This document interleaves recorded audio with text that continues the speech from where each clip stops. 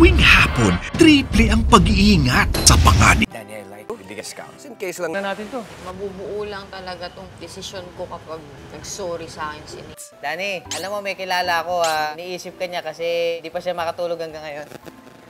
Sa pagtatago. Kuya Troy, kahit masukit, tinuturuan naman po ko. Kailan pumunta natin si Kuya Troy? Asan na po siya?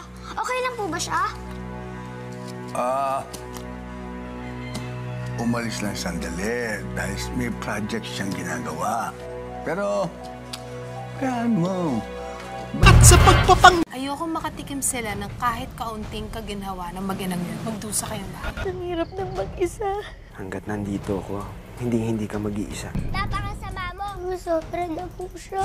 Masakit. Mintis ako. At ayoko ng bata. Malaki po ang tumor sa cervix niya. Huwag muna natin sasabihin kila nanay, lalong-lalo na kay Flor. Sana nga makakuha na siya ng trabaho agad. Bakit nandito ang dala-dala niyang biodata? Kamusta yung resulta ko ng biopsy? Hindi maganda ang resulta. May cervical cancer ka. Basta kapamilya ang kasama, walang mapapahamak sa ating Kapamilya Gold!